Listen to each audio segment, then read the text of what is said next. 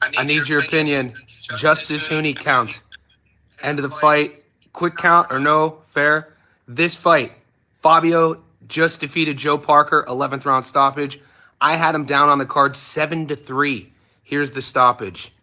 Let me know what you think. That's the left hook. That one gets past the guard, kind of grazes. Parker's cognizant the entire time, though. He kind of rolls with the punch. It lands, but he's still there. The ref is like, I'm about to stop this joint. The ref is like, yep, watch. I'm about to stop this joint. Wardley throws a straight right there. You see it glances off Parker's guard, kind of grazes him. The ref was like, yep, I'm stopping this joint. And he jumps in and stops the action. And remember, if you took Parker like me and your parlay got dusted due to that bad call, remember, it's still good. Still goes. Remember that. All right, guys, what's crack-a-lacking? How's everyone doing? I gotta be honest with you. You know, I made that video, the short one, right after it happened, and then I rewatched the 11th. This might be controversial. I think what's more suspicious than the stoppage was actually the scorecards going into the 11th. There was a judge going into the 11th who was giving the fight to Wardley. I had the scoring going into the 11th 7-3 for Parker. That means that one of the judges in the same fight that was being watched by the whole world had Parker winning or had Wardley winning the fight. Now, if you watch 30 seconds leading up until the stoppage, I think Wardley had thrown something like 20 to 30 punches that were unanswered. So when it finally got stopped, that was the back end of a flurry. So if you look at the stoppage through a microscope of just the last few punches, it does look like an early stoppage, but you know, you kind of have to watch the rest of the last 30 seconds to get a better understanding. And look, I gave you guys 2 picks all week. I said if you guys were on Joe Parker, take Joe Parker by decision. And then, I mean, anybody out here who's celebrating, I told you I picked Wardley.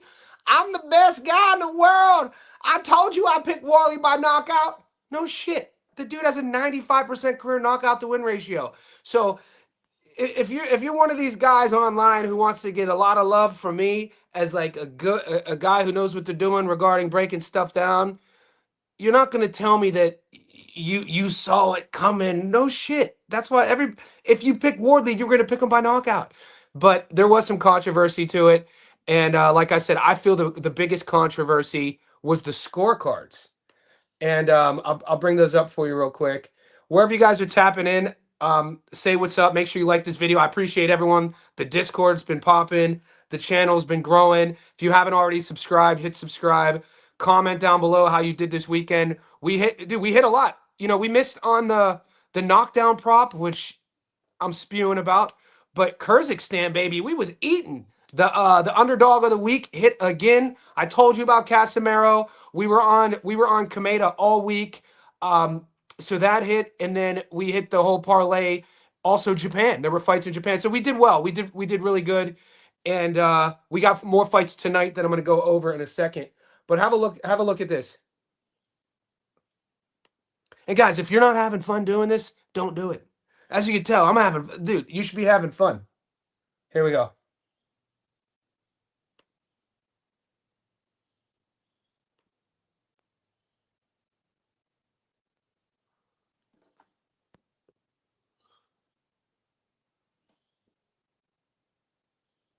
Look at the scoring. Judge 3 had it 95-95. Judge 2 had it 96-94. Judge 1 had it 98-92. 98-92, I could see. 95-95 is insane. 95-95 is insane. So, I mean, no one's talking about that. You know what I'm saying? Like the judging. So now what we have to deal with when we go to the UK, boys, We not only have to deal with the judging, we knew that. We have to deal with the dude, these are, you know, I come from the old school. You boys come from the old school. Parker, that last sequence, he was fine. You know, I didn't show you an uppercut before that. All you guys got to see was the left hook that kind of, Parker was here. The left hook wraps around, catches him here. And then Wardley throws the straight right, and Parker kind of slips that too. And he's cognizant the entire time. Right before the left hook, Wardley throws an awful uppercut that doesn't land. So what started it was a really exhausting looking uppercut that missed. The hook landed, but it wasn't flush because Parker rolled with it, and then the straight right kind of slipped it. But yeah, early stop. It's the scoring, guys. The scoring here is freaking ridiculous. 95-95 going into the 11th. What are we talking about?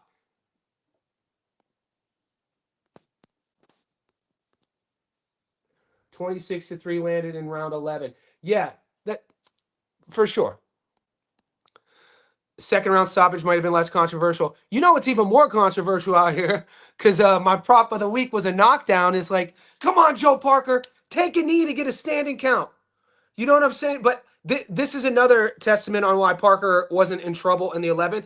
Because if he was in trouble, you know, take a knee, take a count. He did not think that the ref was going to stop it. It was pretty wild. What's up? Put on the effect. Put on the elect. Every time I read your screen name, I always want to. There was an old 90s hip hop song, Put on the Effect.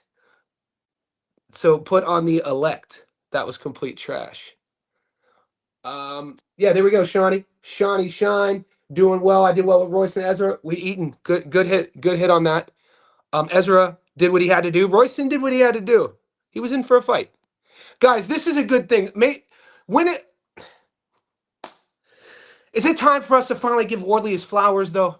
You know what I'm saying? Like this gets lost. There's a few things that gets lost in this fight. Is the fact that it was a good dog fight. It was a good fight, man. Joe Parker's tough as nails. And you know, let's give Wardley his flowers, bro. You know what I mean? Like for some reason, people are kind of like hesitant on doing that, and it's like, what else can my man do? He's 20-0 with 19 knockouts.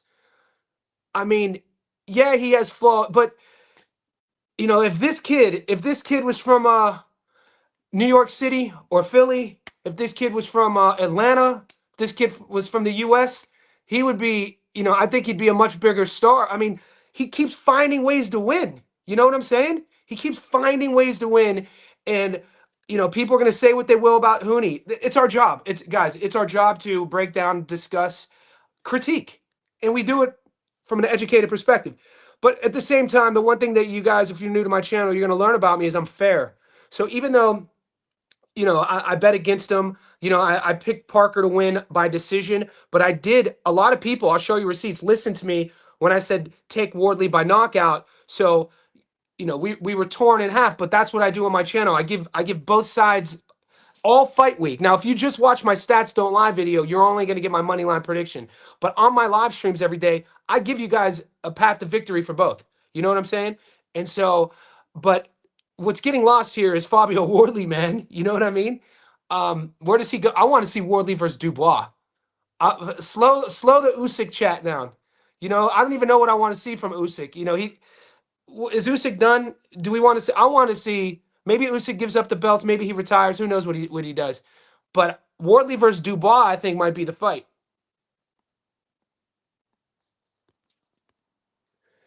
I don't wager much, but I do tip my bartender. Let's take care of our boy. I appreciate you, man. I appreciate you. Thanks, boxing fan. High interest, yo, brother. What's up, big dog? We checking in. We in the house. Let me go over some of the hits real quick. So these are some of the boys who listen to my bets. And if you guys aren't following me on Insta, if you guys are on Insta and you're into that sort of thing, I use my Instagram story as kind of like a 24-hour news cycle for boxing. So I don't really post Instagram, but as you can tell, I keep my story as sort of our news cycle. So if ever you want to like have any questions on what's going on in boxing, go to my story. Johnny Stofko on Instagram, and I'm waiting for it to load. But Wardley solid, but Usyk's gonna stop. But yeah, I don't even know. Is that the fight we want to see though? Is that the fight we want to see? Wardley definitely gets the flowers, considering where he comes from, teeing off on big dogs. Yeah, I mean, from you know, even I'm watching like these British commentators. I'm watching some UK boxing commentators, and they kind of shade him a bit. You know what I'm saying? That's all I'm saying. Like when your own people are shading you, it kind of it's kind of a weird thing because in the UK they got they still chat about the heavyweight landscape there is pretty kind of full. You know what I'm saying? Okay, here's some of the receipts.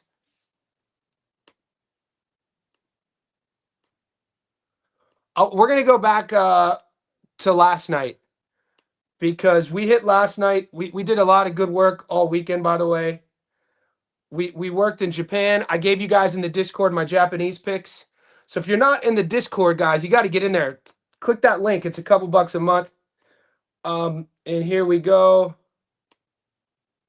Right here. Okay. So our weekend started with Ayumi Sano. Sano was in Kyrgyzstan, but Shori Umuzi was $1.86. He was fighting in a 50-50 fight in Japan. I gave you guys this 3-leg parlay. I gave it to you guys on my Instagram. This was a plus 714. So $100 here would have got you your money back, plus another 614 bucks, plus another 714 bucks. So that's how we started the weekend. So we're already up. And then once Japan hit, we had 2 fights going into Kyrgyzstan, and that was the Sanu fight, $1.71, and he looked really good against Tagusaka. And then Kameda was my underdog of the week. Kameda beat Casemiro. So we're already up. We're eating here, right? We're doing good. Everybody's eating. I told you guys going into the Parker fight, the odds were shit. If you're a Joe Parker fan, don't go heavy. I told you guys it's not worth putting on a parlay, $1.23. So I did a Joe Parker knockdown prop, and that which didn't hit, which it was close, and then a Fabio Wardley to win by knockout. So those were the 2 options, whichever way you liked it. Now, it's my favorite meme. You know this. I love this meme.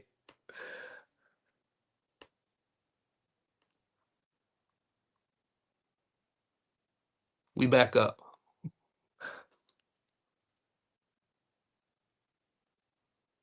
We'll play it one more time.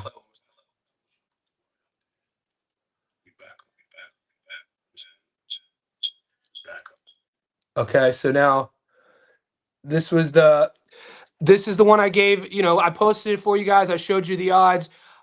Apologize to a lot of my Filipino fans. A lot of the Filipino boys follow me on Facebook. They were salty. I told you, I was like, Casemiro's coming in undersized. He's 36 years old. Really hadn't had a big win since 2019. And Kameda looked good in his last loss. So this came through for us. So we're already eating, right? This was Kameda 262. UFC, we hit on Nathaniel Wood 233. Ludovic Klein $1.75. This is just a shout out to. So, guys, if this is our Discord during the fights, this is a live betting feature. There's 70 people in there during Wardley versus Parker doing play-by-play. So this is another good feature if you guys are kind of on the fence about joining our insider group. It's not just betting; it's a community. We got this was during the live feed. So while the fight's going on, you got 70 boys in there, round by round, scoring it, and then keeping everybody up to date on the live odds. At one time, Parker was. This is a shout out. Yo, we got the greatest Discord facts. So Wardley winner. Do you guys know this cat? Does anybody know my man right here? He's my new favorite follow on Instagram. Still good.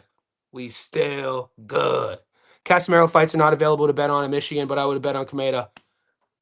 That's wild that they do you like that, Sal. So see, the receipts. We still good. Shout out to one of the boys in the Discord. Took the pics. Got paid over 7K. So he was messaging me on Insta. Thanks again, bro. He hit seven. We want $7,700, man. We want to see it. We love to see it. Everybody's trying to eat. Another one. $6,800 on the picks. We trying to eat. This was the live stream where I said, during the fight week, guys, I'm not just going to give you one side. This was a live stream I did, and I said, hey, this is the outcome for Wardley to win by knockout. These are the odds. Broke it down. The smart money, the money would have been there because the $1.23 on Parker, I said all week, wasn't enough to put on a parlay, wasn't enough to go heavy on. The odds were shit. So if you were diehard from New Zealand, diehard Joseph Parker, you would have had to find a way to make money on the fight. Archaeologists, and it was paying off until it wasn't. You know what I'm saying? Whether you wanted him by decision, the decision was looking good until it wasn't. This is another one. This is my man. So this is my man Win. Shout out to Win Santiago. He emailed me this. Nailed it, Johnny. This guy's a heavyweight Arturo Gotti. He put 400 on the Wardley by stoppage. One, got paid out 1,600. We love to see it. I want you guys to win. So this is us right now. All right, I want to talk about this. So this was yesterday. This was a post made by the Ring Magazine, and this was the Ring Magazine's voting on who was going to win Wardley versus Parker. And my opinion on these guys isn't really good. I don't really like, Chris Arreola is the only dude I'm going to give credence to. Arreola was a fun pro. Arreola has a good fight mind. I love when he breaks down fights. He gives fair assessments. Chris Arreola, hats off to Chris Arreola. But the other guys, Shady McCoy does not know boxing.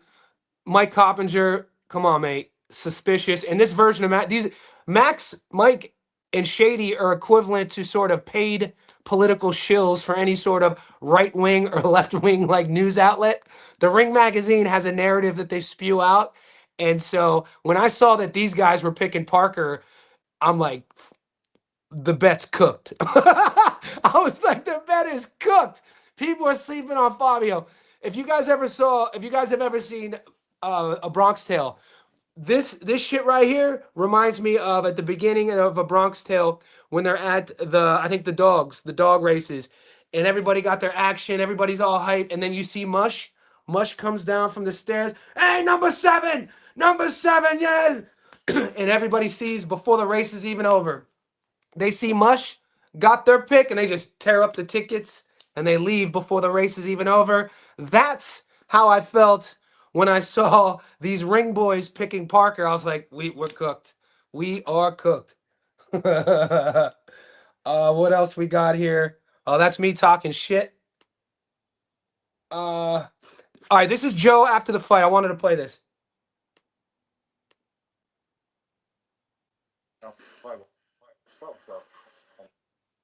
I want to play this. Fabio better or tougher than what did or not? Tougher, yeah, tougher than what I expected, and I give credit to him for performance he put on. I felt like it was going back and forth. I had some moments, I felt like I was controlling the fight, but again, big punch, And can I say? I did ask you in there that it was always said it was a fight that you didn't need to take, but you took it because he didn't have to take this fight. If there's another fight coming soon, I'll have to take any fight. I just want to continue fighting. I still feel like I got a lot to give. Obviously, it didn't go my way tonight, but what can I do? Accept the move. Yeah, I said it from jump. I didn't like this fight for Joe. I wanted to ask his team. I wanted to ask his camp.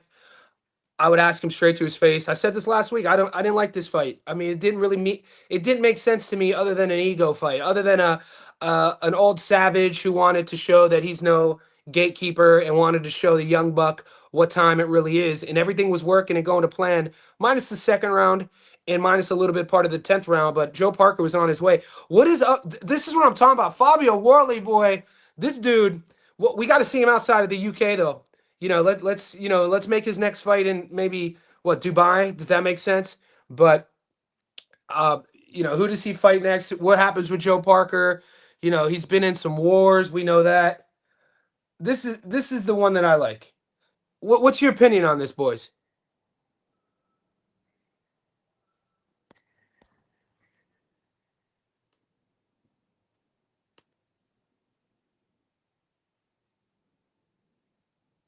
Is this would you is this an interesting fight?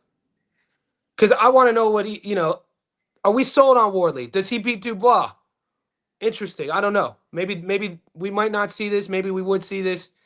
Because a lot of people are saying Moses Ituama. I mean, maybe Moses versus Fabio. Would that be the move? Moses versus Fabio? I'd rather see Moses versus Justice Huni and Fabio versus Dubois. Or even Moses versus Kiki Torres. People are sleeping on or Kiki versus Fabio. You know what I'm saying? Who would win that fight? Kiki Torres versus Fabio. I think that Kiki Torres at this stage of the game, nice little amateur career. I like, he big win over Guido Vianello. We just saw Guido win by knockout against kind of an overhyped opponent. But this is a fight to think about. Muscles hit for 20K. Dude, you guys are insane, by the way. I was watching I was watching Gary from 3D's live stream, and I'm gonna pull it up. I was watching Gary 3D's live stream. I'm gonna show you the Discord. And we got boys now changing their screen name. Not just their screen name. Y'all cats are wild.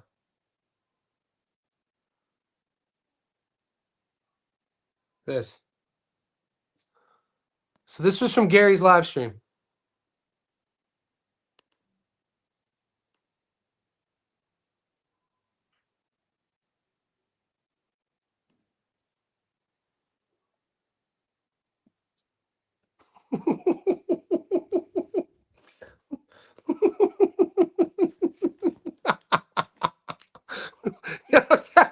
Y'all cats are out here.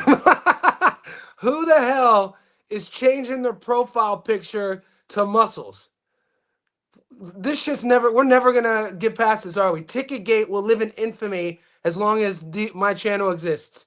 We'll never get past this. Is that PJ? So PJ changed his name, and then he changing the profile pic. Changing the profile pic though is like next level grimy. You know what I mean? Like we can't even watch. I can't even watch other people's content without the fear of that shit happening. You got somebody. This is hilarious. Yeah, thank you, Fawaz. Thanks, Fawaz. But guys, it was interesting. How did you guys take? Anybody want to come on? We're about 30 minutes in. If anybody want to pop on, high interest, DJ Green, and all the boys in the Discord. If you want boxing fan, you could come on. The link is in the Discord. Come on if you want to chat about it. I want to know if you won. I know boxing fan, he hit nicely on Wardley. So, where do we go from here? We got some action tonight, boy. This is for all them DGen boys. I'm about to show you we got action. I initially thought we might be heading in upset alert territory, but we're not. There's just a couple like I'm salty that Bibiano fight didn't go down. So Bibiano was supposed to fight Duzmatov, but Duzmatov misweighed multiple times. The last time by 3 pounds, and Mr. Komeda was like, "We don't do all that. We don't be we don't be doing all that." So the fight was off. We didn't get to see Bibiano versus Duzmatov. I had live action of Bibiano. I thought he was a live dog, and I thought those odds were super disrespectful. So that fight didn't take place. So if any of you guys had that on your parlay, hopefully your sports betting app did the right thing and just removed the fight and didn't hold out on your payouts. DJ, man, you took you took Alfredo Cruz. This cat out here. Did you really take Cruz? Cruz was like a 7-1 dog. So Alfredo Cruz fought on the undercard of Malik Montgomery versus Joshua Pugan. Oh yeah, we hit guys. What are we doing? We hit on Pagan too. See, this is how suspect I am. If I don't win 100% of all of my tips, I act like I forgot that we did. I forgot that we hit on Pagan. We broke the Pagan outcome down to the T. So this fight, Cruz fought on the Pagan Montgomery undercard. Yeah, that's a good hit, DJ. DJ's always out here hitting though. Keeping that on the down low though. I stole that. Thank you for Waz. So here we go. Let's go update real quick, boys. We're gonna talk about what we got ahead. We got fights tonight. If you guys are real grimy, I know that if PJ's on this live stream, Pete, man, we gotta start clowning PJ more, guys, boys out there. PJ takes the shit out of everyone. We gotta start clowning PJ more. I'm just saying, in a good way.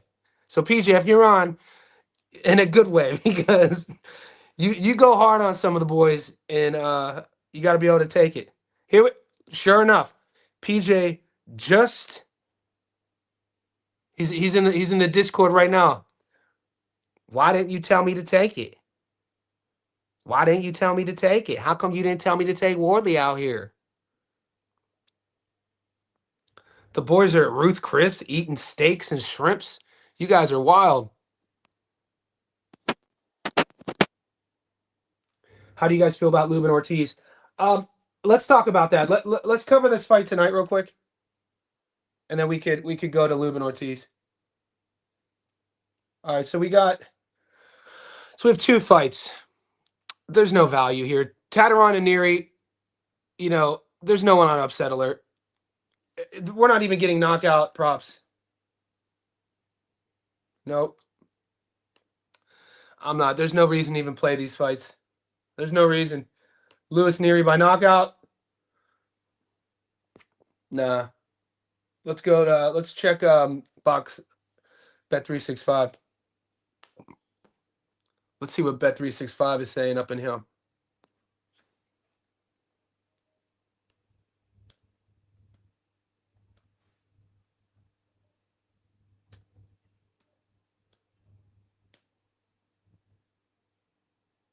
All right, here we go. So Bet365 has 3 fights. Kenneth Lover versus Luciano Beldor. So I was, after the Wardley outcome, I was starting to tape this fight because I was like, oh shit, we might have a sneaky upset alert. And then I was looking at Luciano Beldor box, and I was like, I'm not betting on either one of these guys. So I'm not taking action on this is tonight in Kyrgyzstan, guys. So this is Lewis Neary headlining in Kyrgyzstan. The gifted membership is dope. Whoever got a gifted membership from Boxing Fan, tell him thank you. Let me know if you're one of the gifted boys, and I'll send you the Discord link. Did Lover miss weight? Makey, are you sprinkling?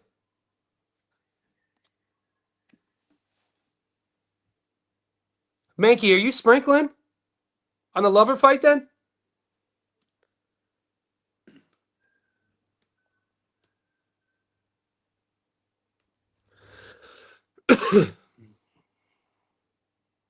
Let me show you. So this is Lover versus Beldor. Wait till you see Beldor's resume.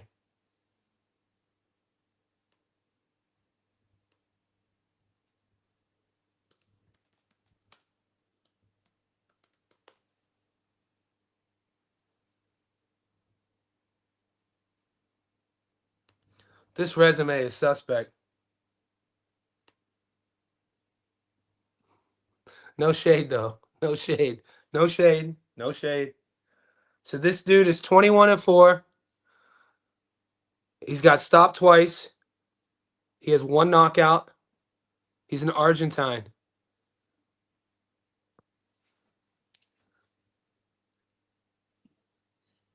Who out there is a DGen that is going to bet on this fight? Because I, sir, am not the one.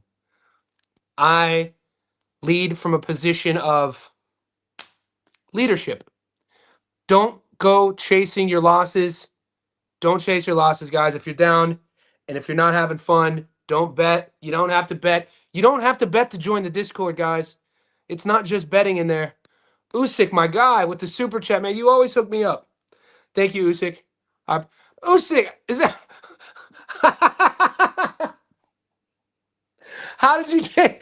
Look, how do you got a profile pic of my big ass head?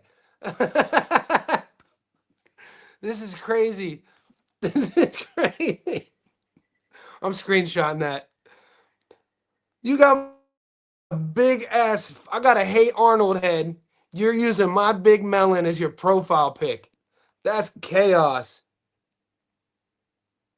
Thank you for the super chat, big dog. I appreciate you. Tom versus Gone was so disappointing. It ended in a no contest, right? No, it was an eye poke. We could pull it up. It was nasty, guy. The eye poke. How do you guys handle injuries? You know what I mean? Some people. Did you guys see Ludovic Klein's ankle break? Oh, Ludovic Klein's ankle break was so.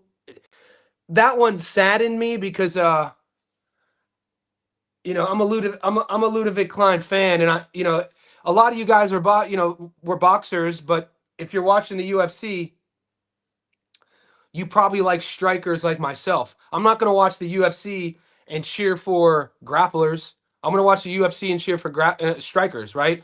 Adrian Yanez, Joshua Van, Ilya Topuria, guys with great boxing. There's a kid from from Slovakia, Ludovic Klein, who fought tonight, and he fought a Polish kid, Rubecki. It was a good fight, but Ludovic Klein stand up. I think he was a Muay Thai. He was either a Muay Thai world champion or a kickboxing world champion. And his striking, dude, is just point. His pull in counters tonight were on point. But in one of the first grappling exchanges, starting the third round, in this awkward sort of, it looked like a judoku throw. It looked like a judo toss. His foot got stuck, and you could see his ankle snap. And nobody wants to see it. It's. But then to answer your question, Tom, Aspinall versus Gane ended abruptly due to Gane's whole finger going into Aspinall's eyeball socket. So we'll see if we can pull it up. The UFC never shares good content, though.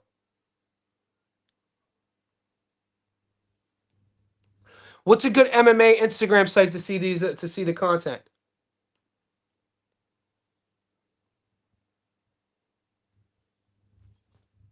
I'm gonna try to pull it up. See that? Are they gonna play it?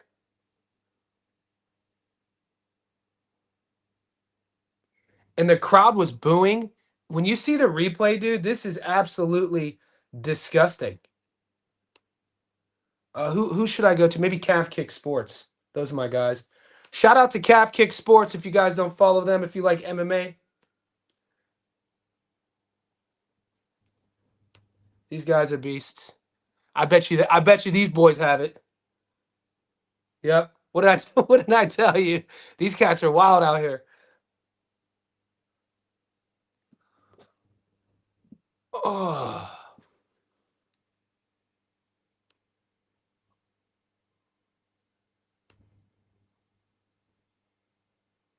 So yeah, his whole finger.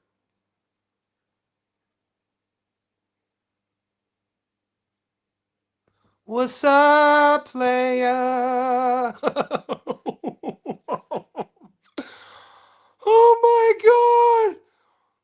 What the fuck? What's up, player? And the fans were booing.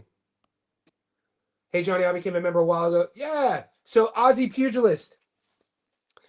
The way you get the link is go on your YouTube app. Go to my channel. Okay? So go to my channel. You have a membership section that the regular subscriber doesn't have this feature, but you do. So go to membership, and then you'll see the link there. And if the link is expired, because I put like I think I put like a 4-day expiry on it. If the link is expired, message me. I'll send you another one. Double I. Come on, this is so nasty. I'm just gonna leave it up for you boys real quick. Daniel Vega, good hit. Good hit. I want to. We're gonna. Let's see what else we got here. This was the UFC.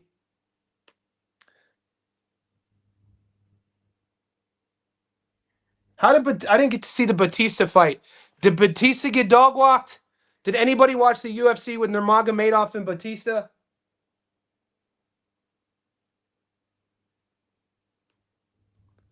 This was absolutely insane too.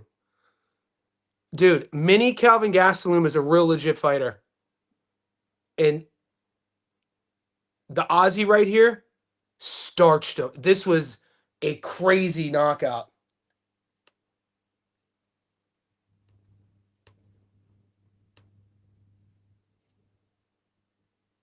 You know what? The UFC must be copywriting people, because back in the day, everybody would be sharing these highlights, but I guess they got them copyright joints.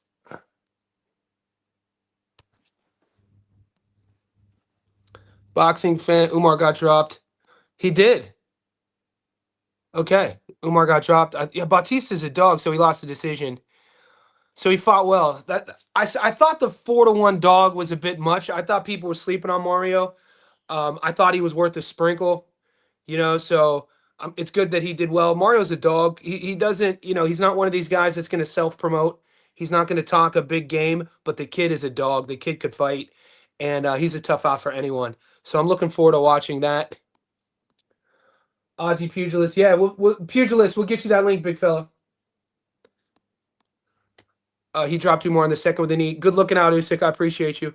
But Umar beat him through and through. Okay. So he had his so was it one of these things where in MMA, because there's so many different skills that one must master, oftentimes at the highest level, you'll see the specific skill that the better fighter will have in the stylistic matchmaking that'll supersede whether it's the toughness or the other dude's skill. Because with Batista, it's not really just one thing. It would be his pace, his aggression, his output, his wrestling. He's pretty solid all around. But Nurmagomedov, I mean, people get fooled by the last name and think that you're going to get a Khabib style fighter because they have the same last name, but he's a totally different beast. Volkov won. They should cut Almeida from the UFC. He doesn't even fight.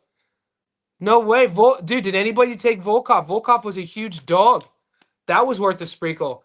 Yeah, I was never high on Almeida. Those big muscle-bound cats who just kind of look suspect, like, maybe we should give you a drug test or something. I was never really that high. I don't like bullies, though, guys. You know that, like, certain, a fighter, I just don't like bullies. I've never liked bullies. Guys who, kind of use the fit, was Almeida really ever that good is my point.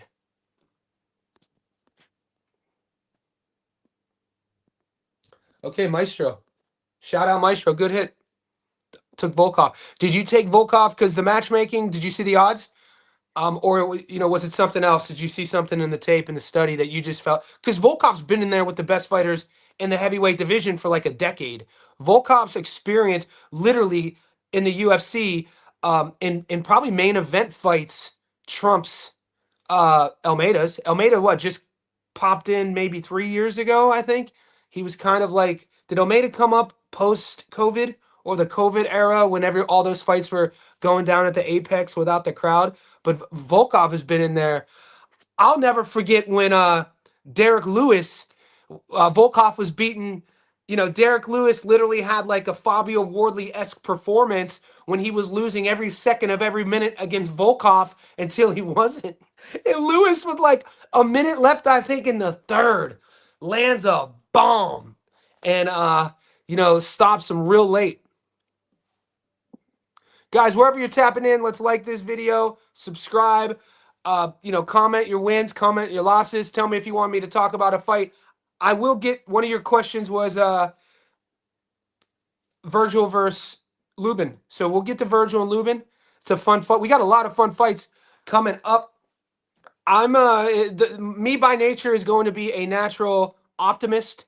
So I'm a very optimistic person, and I've always been this way. And I think by nature, human beings, where you're either going to be optimistic or you're going to be pessimistic, and some people you meet are kind of neutral, which is cool, whatever side. I think that we kind of tend to feed whatever we feel. And my point is, I hear this narrative going around a lot with boxing. We don't have a lot of big fights, there's not a lot of boxing to watch. I'm like, what are you talking about, dude? We've been watching like 72 hours straight of boxing. There is a lot of boxing to watch. There's a lot of money on the table. But don't gamble to get rich. I don't even call it, I bet I'll sprinkle because I love the sport so much. It just adds an element of intrigue for me because I'm competitive and I like, I want to see if I saw what I saw was right. And that's why, guys, when you have outcomes like Parker versus Wardley, disregard what the ref did. But when you have an outcome like that, when your study was on point, when your prediction was on point, and then it's a blood sport. Things happen. So no, you could do all the film you want, you could do all the study you want, you could train all you want. Like I'm a coach and I box, right? So it's not just I'm been interviewing fighters for a decade or writing books for a decade, or I just fight. Walked in my first gym as a 7 when I was 7, or I just train but I don't write. My point is, when you add all that stuff together, like if you have somebody who's a boxing writer, like a pundit, but they've never sparred before, or they've never trained before, they could study the sport all they want. They could see it all they want. But there's certain things that only somebody who knows how to box will pick up and will see that the person who's never thrown a punch or been hit with a punch will understand. Things like timing, things like setups, things like traps, things like feints, things like bites, all these sort of things. Changing the speed on your punches, changing your entrances, changing your exits, angling, setting somebody up off of the angle, throwing something naked versus hiding it behind a jab, all these sort of things. So you could do all you want. And I thought I did all of that. And it was for Parker versus Wardley. And it was all playing out perfectly until it wasn't. So that's kind of where we are. So, on the gambling side of things, you know, like Muscles is a professional gambler. So Muscles is a guy who he bets for a living. He doesn't, it's all he does. And recently we had a huge fight a couple weeks ago that we all hit on. Bilal Fawaz. I featured it. I broke it down. I gave it to you guys on Tuesday. We had Bilal Fawaz at, he was close to a 3-1 dog and he hit. And Muscles had Bilal Fawaz at 1-1. He found him at his casino paying even money and he won 20,000 off a $20,000 bet. But my point is, however much film study you do, and the moment you think you know what's going to happen, nobody knows what's going to happen. There are always going to be factors that are out of our control. So it all relates to the gambler, the person who is betting. It's going to be a risk out of your control. So if you're losing and you're betting to get rich and you're betting money that you don't have to pay your bills, and now you're stressed and pissed off and it's affecting you and your girl are fighting because your stomach's sick because you owe $2,000 in rent and you just gambled it, dog, don't come on my shit. Don't pause. Don't leave. Please seek help. This is not what I'm trying to create here. I do not want to give a false pretense that this is a place for degenerates. This is a boxing fandom channel. This is for people who are students of the game. And one of the outcomes is we get to use our knowledge, collectively join forces, and see if we could kind of come up, right? But I lately I've been seeing some folks, some boys having breakdowns about outcomes. Like if you would have put 10 grand on Parker by decision, you are happy as hell for after the second round, you're cruising, you're texting your boys, you're already thinking ahead. You're like, I got this, boy. I mean, that would have been 2-1. I'll take this 5 grand and put it here. I'm going to put the other 5 grand here. And you start, counting your eggs before they hatch sort of thing. And then the 10th round happens and, your booty hole starts to pucker a bit. You start my lack of better terms. That was one of my football coaches. Look at that. Look across the field. Look how scared they are. Their assholes are puckering. So sorry for the reference, but the 10th round ends and the 10 grand that you thought you were up is kind of getting a little bit nervous. The 11th round, it starts and you're like, all right, I got this. Parker just needs 6 more minutes and I'm eating. And then it gets stopped. And then your girl who's texting, you're like, you don't respond back to her. And then you hit something and then you leave a message on your Instagram like F all this. And then like if that is you, please stop gambling. If that's you, don't do it. You are not good. You are not still good if that's you.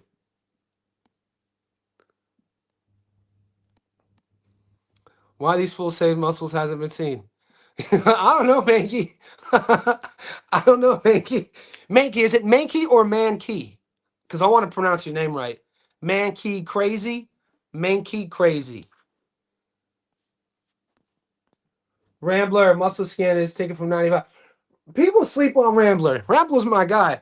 Like whenever, because you know who I respect the most. I respect, I guess not who. You know what I value the most in life? I think this dates back to when I was a kid getting into like street fights and playground fights. Is like, and this is related to this comment with Rambler, is the fact that when you're young growing up, everyone grows up differently. There were a few times where like, I'd be in a horrible situation, 16, 17. I would know one or two guys in a different group that the majority of the group is trying to fight my friends. And I know if one of my boys throws a punch, our one rule was if one of us is fighting, we are all fighting. So I would be sitting back like, damn, I hope we don't fight. That's my man on the other. I like that dude, right? And so multiple times we would get into these fights, and then the whole groups would fight, and then afterwards I would become friends with a dude on the other. I'm lifelong friends with a kid named Joey Umbrello. Shout out to Joey Umbrello, man. I took Joey. Joey came to Cyprus with me to film a documentary just a few years ago. I met him when we were 15 in a street fight. This is a real rap true story. I met him in a street fight when we were 15. And then, got to know him and then, kicked it with him in college. Didn't talk to him for a decade. He hit me up like 6 years ago. I said I was living in Australia. Anyway, Rambler and we've been back and forth before arguing about our takes for months, not agreeing on stuff. And the fact that we could do that through a screen and not have our bot, not be able to understand, well, he can understand my inflection. I just have words to read from Rambler. But I respect that. I respect this hustle. Sal Pineda. Sal, weren't you saying you were watching the fight from a tree? Is that you? Sal Pineda. Sal, you were in Michigan. They weren't giving you options to bet on the Casemiro fight. Thanks for all your hard work, bud. Makes my day short. Don't always have time to watch your live chats, but I try to. Thank you. That makes my day. I appreciate you. Thanks for even if that was just a private message, Sal, I'd have the same reaction. Thank you for the tip too, because we work hard. I know you work hard for your money, and any way you guys could support me, it goes a long way. And the kind words are equally as powerful. So thank you as well. Landslide. No, there's my guy Julius. Julius, no distance. Julius, were you on the no distance prop, or were you on Parker? I kind of, because I did a lot of live streams this week. I know you were popping in and out. I don't think you were on as many as you were the week before, but I know you had that no distance prop. What was that? 1-1? Landslide, be good. Take the lady to dinner. Good hit, Landslide. I'll see you this week. I appreciate you, Landslide. And boxing fan, guys, we're going on an hour. It's late for you boys. I'll stay on if you guys want to chat about something. Everybody who hit, man, congrats on the hits. Everybody who took a L, dust off. And if the L's are building up, man, take some time off. You know what I'm saying? The last thing trust me on this, the last thing anybody here wants to do is watch other people lose. And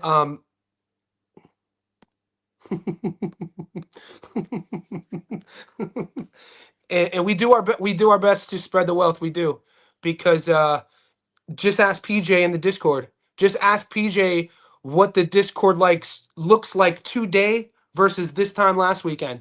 This time last weekend, or this time 2 weeks ago, PJ was going off. PJ was tripping on everybody, and And he was like, how come? He was like, how come you guys aren't sharing all your tips? And so PJ, when he was tripping on everybody by saying, how come you weren't sharing all your tips? That made the whole Discord group come up with a conclusion like, hey, okay, here's what we're going to do. We're going to organize the Discord group and fight by fight and start having polls. So my point is, now look at it. You took L's all week. PJ, pick one fight, mate. Why didn't you take Kameda? Why didn't you take my Japan? I gave you guys. You guys are tripping. Hold on, PJ.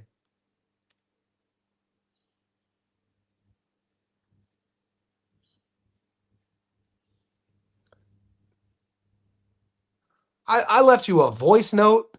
I left you the ticket. What do you want? Do you want me to just get a hold of your bank account and then I'll put the bet in for you?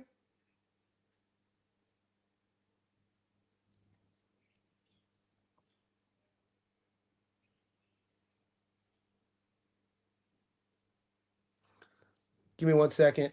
Breaking Bad. Breaking Bad's mustache out here is crazy, by the way. How do we rate Breaking Bad's mustache? That's the next poll. Damn, how many messages? Dude, you guys are going crazy up in here.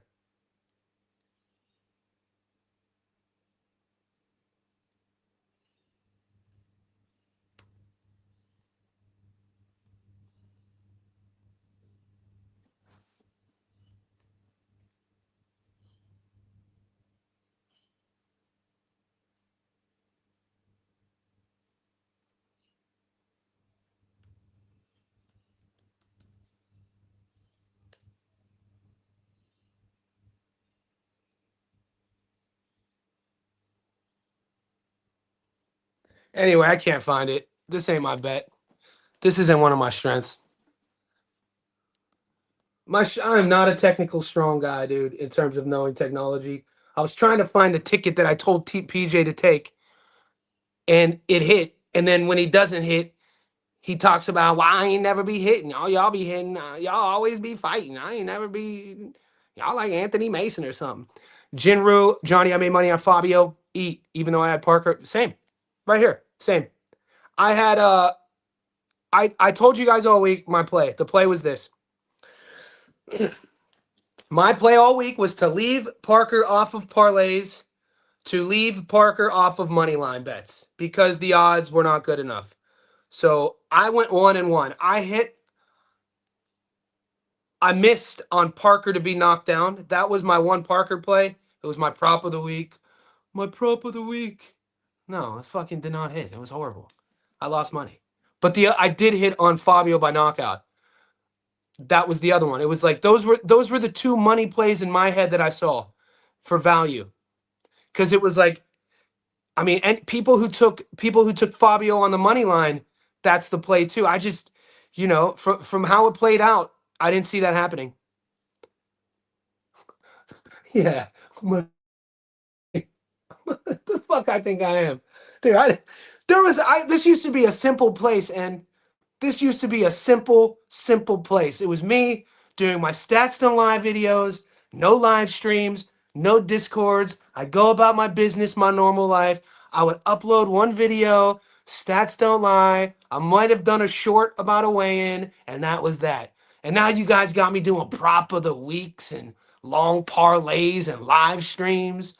Like y'all got, like what the hell? How do we got here in like 3 months? This is the craziest shit. You guys like this is still new to me. The whole like I was just a simple man, just taking my money line bets, sharing it, and that was that. Now I'm getting all fit. I got a prop of the week out here. You do this up in here. Like, no, but what are we talking about? Johnny, this might be one of the Discord strongest weeks. Dude, the Discord's been popping. The tickets are looking crazy. Dude, I put them up on the gram, and guys, I used to share all the winning tickets. I had to stop doing that.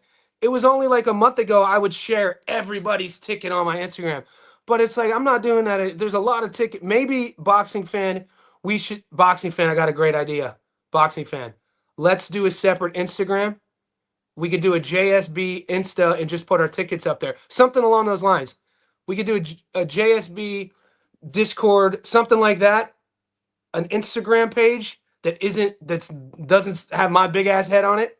We could put the logo of the channel, and then we could use that and I could give everyone, like, you could have access to it. Something to think about. I think that's a good idea, because like you said, it was a good week. A lot of tickets hit. I only shared like 5 of them, I think. Random guy, Lubin on the money line. Dude, I gotta be honest with you, random guy. I like that bet. I, I did a live stream random like 3 weeks ago for Lubin and Virgil, and I actually debated Gary on his live stream. Gary from 3D Boxing. We didn't pick our. He loves Verge. I get it. Verge is one of my favorite fighters, but in our debate, I gave him. I was like, "There's a path to victory for Eric, man. People are sleeping on Eric." So it's a good fight. It's a fun fight. My long parlay still holding strong. I'm convinced everyone else wins. Connor Ben the hardest. And we're cheering for you, big dog. You had 20 underdogs on a play, but you didn't pick Wardley. Why was it plus 300? I didn't. I know you ain't talking to me, fool. Necessity is the mother of invention. Great idea. Yeah, like it could be sort of like another channel. It could be a social media outlet for like the tickets. And I know not everybody's on the gram, but something to think about. I think we might be onto something there, just sort of to add another leg to it. Julius, I got Usyk 1-6 versus Worley. Look, Julius, I wish I had receipts on your initial takes, because a lot of times Julius would like Usyk and Wardley, obviously not even on paper, right? Wardley 5 hours ago was in a ring with a guy named Joseph Parker. But over the last 3 months, I've seen a couple times Julius will have these super early takes. They'll come to fruition. And at this point, I'm not gonna push back on that. It's like, what, you got a DeLorean that goes back in time? You hit the one on one of the ones that you hit an early ass take on was Fundora Zoo. Fundora Zoo 2. And it wasn't just, guys, it wasn't just Fundora's gonna beat Zoo. It was when I said I was going with Seb early. You said don't flip flop because you flip flop recently. You were like, it's Fundora's going to handle him a little bit better this time. And then on Wednesday, I flip flopped and took Zoo. And then after the fight happened, you brought up the receipt. So yeah, I can't argue that. Aussie Pugilist, you're the man, Johnny. Thanks. Appreciate you too, Aussie. What a great name too, Australia, baby. I've been here since 2013. I'm Aussie. Usyk in the second half. Oh, let's go. Andy Hiroka versus GAR. Guys, this fight. Okay. I've already taped this fight. I've already done my tape. I've been waiting on this fight for a long time. And it's going to come down to a couple things. Just like we said last week when we were debating Fabio versus Parker, what I said there was like, how much credence are you going to give Fabio with that performance against Hooney? How much credence will you give him? And he goes on and does the same exact thing, right? Similar, eerily similar. And there could be truth to say that Hooney actually handled Fabio a bit better. But you saw Fabio take some lessons from Hooney, and he applied that in terms of his punch placement and his combinations, his level changes, like the dropping a level, going to the body, coming back up top. But the questions were, how much credence do you take from the Wardley performance against Hooney, and then how much credence do you take from Parker knocking out Bacoli on short notice? So I'm going to say the same thing. When I was doing tape on GAR, I was like, how much credence are we taking the Rio performance? Because in my opinion, the Rio performance was electric. GAR, it's interesting because I rewatched the fight 2 days ago, and for some reason in my head, I thought Gary Antoine Russell stopped him, but he didn't. It went the distance.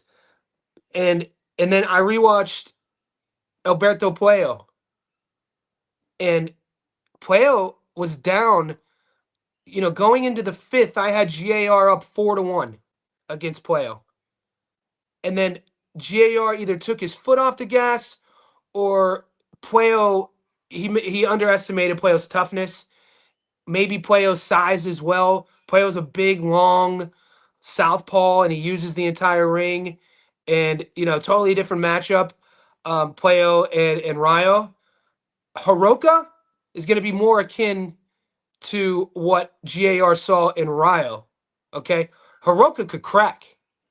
Now,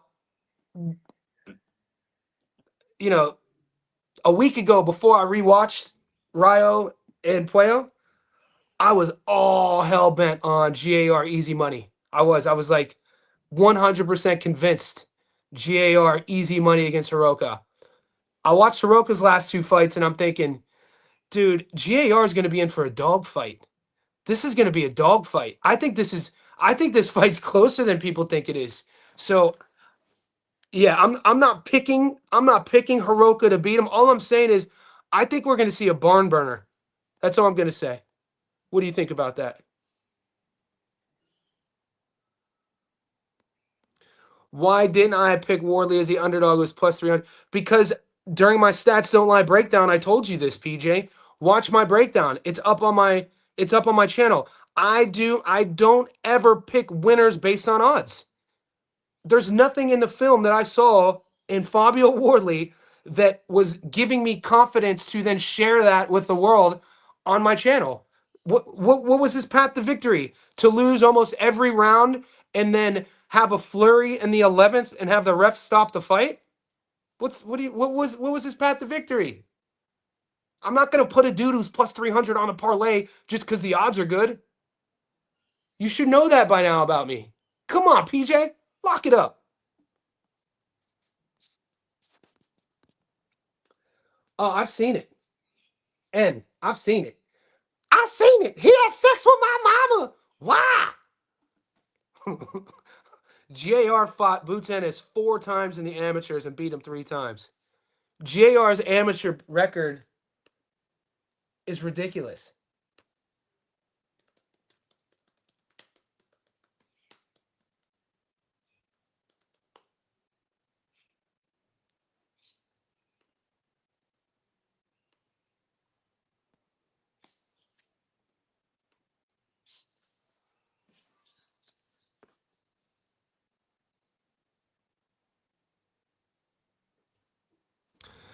So this is his AMI record. He loses to his last amateur fight. He lost to Galabazarov. Wins over Richardson Hitchens. I guess he has a loss to Hitchens too. So he beat Hitchens once, lost to Hitchens once.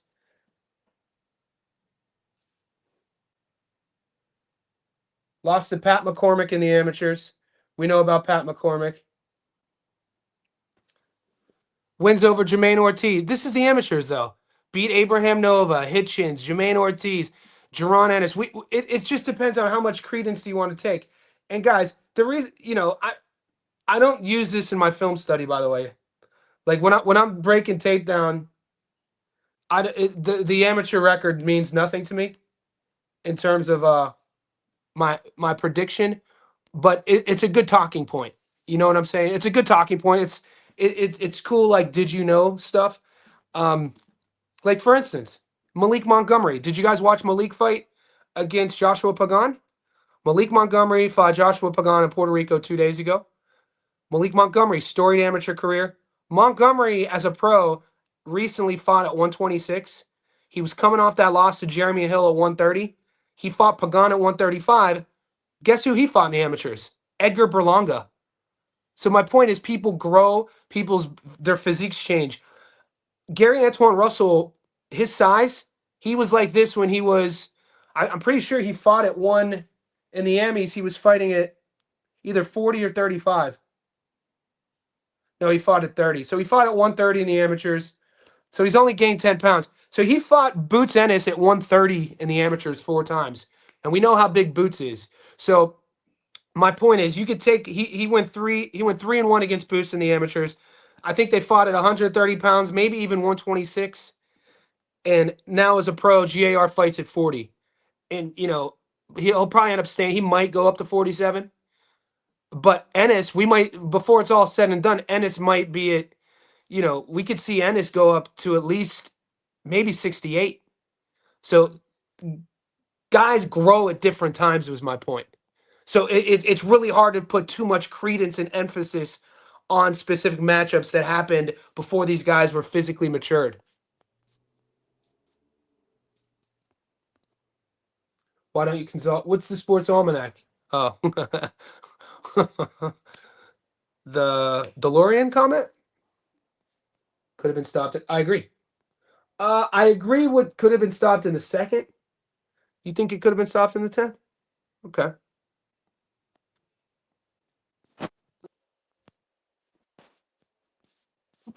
Aussie Pugilist, appreciate the super chat, guys. Thanks for the support. Thanks for the positivity on the channel as well. And welcome to the Discord, big dog. Antoine going to take Subaru belt once he beats Hiroka. Okay, so do you think he's going to be undisputed at 40? You know, I would love to see him and Hitchens fight. I would love to see that fight. I'm high on Richardson Hitchens. I really think that look, this is Antoine Russell is one of my favorite champions. He is. I always talk about, you guys know, the longer you're on my channel, you know I'm a big fan of Gary Antoine Russell. And this is no shade on Russell. But I think Russell's game is where it's at. I think he's at his ceiling. And his ceiling, he's a world champion. I don't really think he could add too much to his game, which is not, it shouldn't be controversial. Richardson Hitchens, on the other hand, I do not think he is a finished product. It's you know, and we got receipts. It's why I think, would we get him at plus 350, plus 450 to knock out Kambosos? It's why I took that bet. Because I felt the Hitchens version we were going to get against George was going to be a continued leveling up. And with Richardson, I think he has one of the best jabs in all of boxing. I love his technique. I love his hand speed. I love a technical sound boxer, man. Somebody who you just see the years and years of like everything is just fluid and clean. But you know, he gets you biting. Once he gets you biting, then he's countering. He's walking you onto things. Jab, jab, jab. With Hitchens, it's something I've always said was always going to be a confidence thing with him. The second he gets his viral knockout moment. This was going into the George fight. This was on my Go to the Stats Don't Lie video. I said, the second Hitchens gets his viral knockout moment, you're going to see a different version of him because he has all of the physical attributes to beat anybody on the planet. What he didn't have yet was the confidence to trust in the power, to trust in him being a world champion, to trust in him punching with his opponents. You give a kid like Richardson Hitchens the confidence of a guy who trusts in his skills. When his skills are already here, he is going to be a tough out, man. I don't know, dude. I hope we get to see it. I hope we get to see it. I just can't say that. And these two are my favorite fighters. There's no way that I could just sit here and say that Antoine would beat him. Keyshawn. Boy, Keyshawn's good. Dude, Keyshawn, special. Big fan of Keyshawn. I actually rate Hitchens over Keyshawn, though.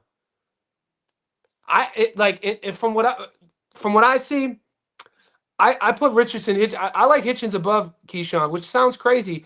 Keyshawn he's a bit more sparkly. You know, like Keyshawn has a bit more shine to him. But I think that's why I like Hitchens a little bit more. I like an underdog. With Richardson, to me, I feel like with him, you get a kid in his head.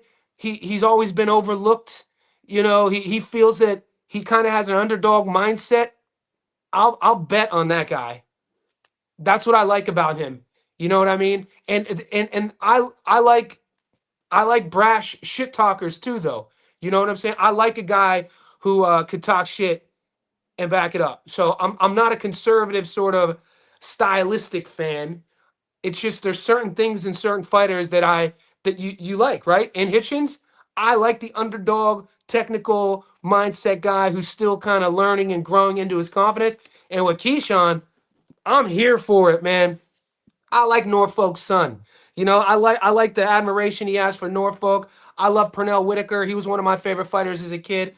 Pernell was from Norfolk, and you know, Virginia, rich boxing history. So they just go about their business. And GAR, you know, the same. If you were to take Hitchens' personality and then Keyshawn's personality, GAR might be actually to the left of Hitchens in terms of conservative, because we know the Russell brothers, they're not self promoters.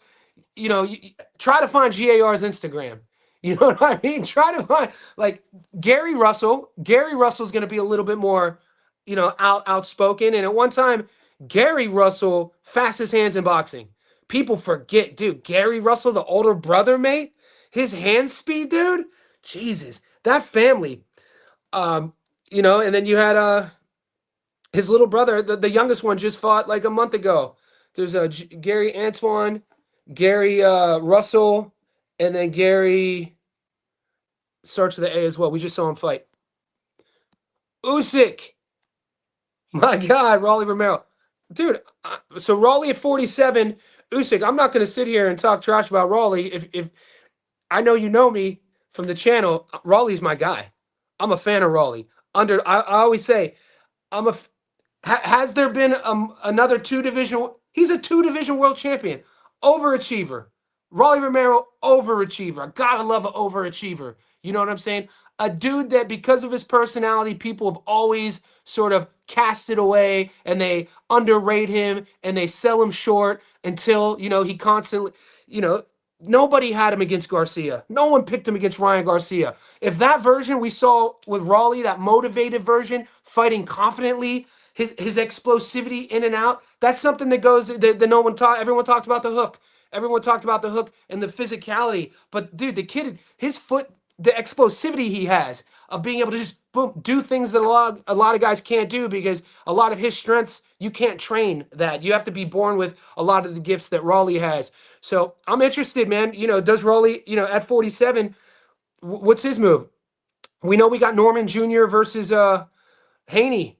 I I mean, I would put, you can't, dude. Anybody at 47, you just can't say Raleigh would get dog walked. You know what I'm saying? Like he cut a lot of weight the Tank fight, and he got stopped. But if you rewatch that Tank fight, he fought what you get with Raleigh, very brave, coming forward, not, he was attacking Tank. And I guarantee when he looks back at the tape, he regrets that, because, he fought too emotionally. He fought with a real low IQ and was just running onto shots because he was just running, sprinting after you like he was trying to, like, army tackle you. You know what I'm saying? So, and then you had the performance against the old man that, was it a gift? I don't know. Was it? You make the call. Became a full world champion at 40, got elevated at 47 after the Ryan Garcia fight. And now you look at the landscape at 47 since Jaron Ennis went to 54. I mean, Imanis Stanionis is still in the hunt at 47. Karen Chukachin is in the hunt at 47. Who's the Olympian kid? Giaslav? Giasov is up there. He's in the top 10. The champions, you have the kid from the UK who I felt, got a gift decision against was it Crocker? And then you have Raleigh, Barrios, and who am I missing off the top?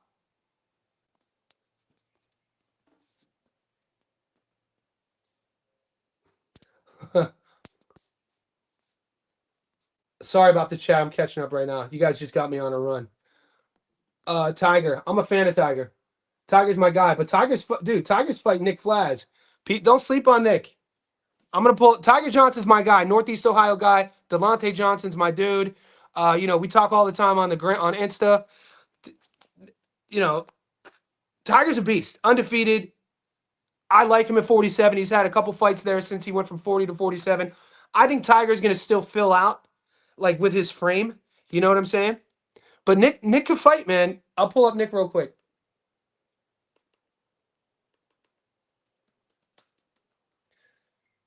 Guys, especially this version of Nick.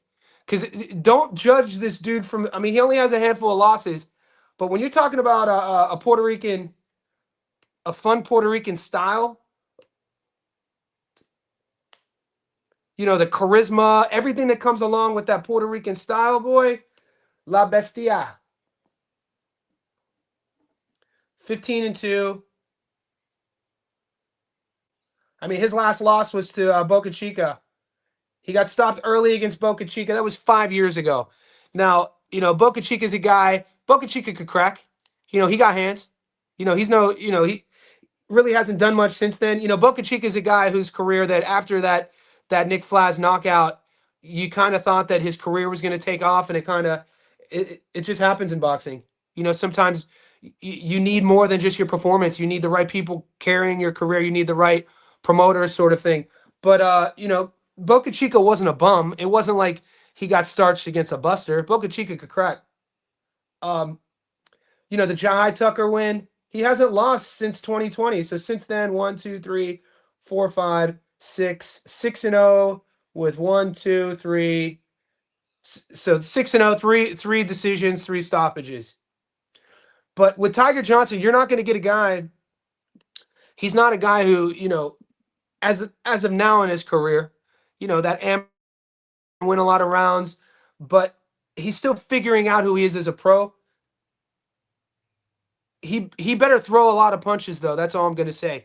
If he thinks he's going to sit back against Nick Flaz and let Flaz depict where the fight takes place, let Flaz punch, have more volume, more output, because Tiger doesn't, he's at his best when he's making it his style of fight, when it's a pretty looking fight. You know what I mean? I think the game plan would be to put him on his back foot, force him into a dog fight. And so Nick Flaz is a 100% live dog here. Let's bring up the odds.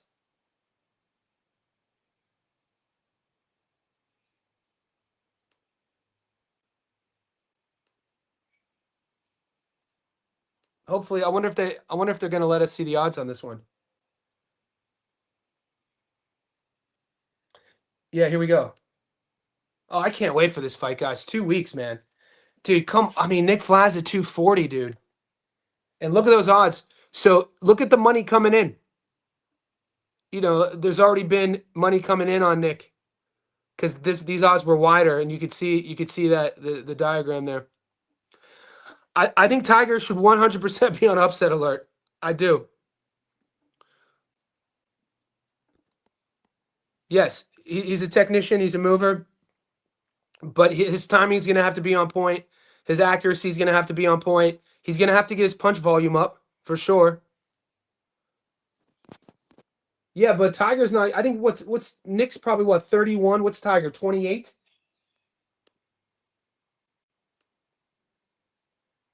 How old's Tiger Johnson? 20.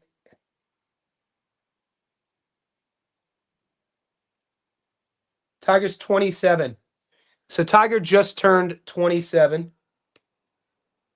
And Nick Flaz.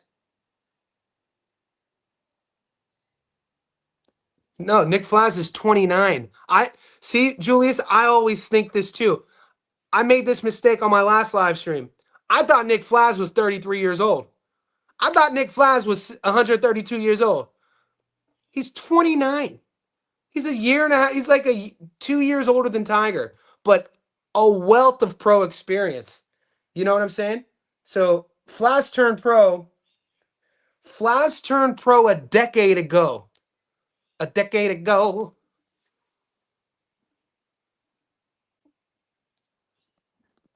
I'm glad you're eating, Vic. Vic Valdez is out here eating.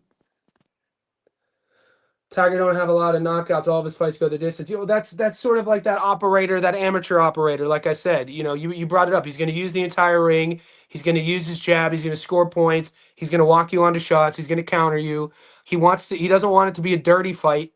The hope that I have in Tiger's career though is that since his move up, he used to cut a lot of weight to make 47 or to make 40. And since his move up, I think this will be his third fight. I think this is his third fight at 47. Maybe his second. No, he looked good. His first fight was against the kid from Cleveland. Didn't he fight the Gunnerman? I think Tiger fought the Gunnerman, Thomas Matisse, in his first fight at 47. And then I don't know if he had his second fight at 47.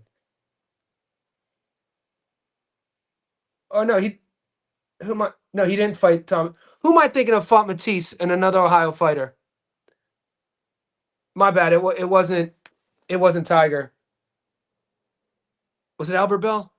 I'm getting my Ohio guys mixed up. Sorry. So he fought Boca Chica, Kendo Castaneda. So Castaneda was his first fight at 47. And then Boca Chica, he won on points. So this will be his third fight at 47.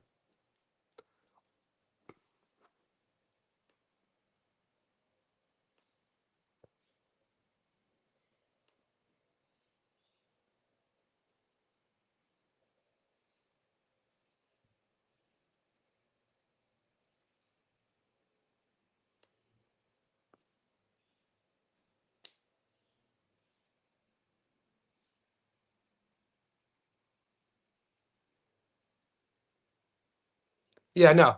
I knew PJ, I was right. You out here crazy. Trying to make me second guess myself. Always be always talking shit. Just can't open the goddamn door. Yeah, not old at all. Hell yeah, it's a good age. All right, guys, we're approaching now. This is a good one. You got me doing Friday references now. Rest in peace, John Witherspoon. Every time I'm in the kitchen, you in the kitchen. In the goddamn refrigerator. Eating up all the food. We're not cooking it. No. No. This is the Sabbath. We ain't cooking up no goddamn parlay. We out here just chilling. We just kicking it. Listening to some like Arrested Development. Take me to another place. Take me to another land. Help you understand. Let's cook up a parlay. No, not today. We gotta have some boundaries, PJ. Not today. But boys, you guys are beasts. I do have to get out. My girl's making me. She's like, Johnny, what did she say? She was like, Chrissy kind of sometimes will make up names for food dishes and then act like I don't pick up on it. And I'll be like, Chrissy, I don't know if you pronounce that right. You know, like, because her parents don't even speak English. So she's first generation Australian. Her parents are from Sicily and Calabria. So it's Southern Italian. So she was raised by parents who spoke no English. So some of her, and she's super educated, but she'll just try to like slide under the door, mispronounce words. And I'll be like, hold on, I don't really think that you pronouncing that right. So she said that she was making, chicken scallopini. I was like, I don't know if we really doing all that. Anyway, she's making me dinner. I appreciate you guys. The super chats, the new subs, the support, 90 minutes in. If you're still watching this 90 minutes in, man, I say thank you. Like I said, guys, I've already started film. So I've already done some film study. I'm going, tomorrow's my Monday. Tomorrow's your Sunday. If you guys are taking the day off, my Monday live streams are usually the slowest, which is fine. But make sure you check in on the channel because I'm going to be uploading my first Stats Don't Lie video of the week. Michaela Mayer fight. This is a Johnny Says Boxing membership.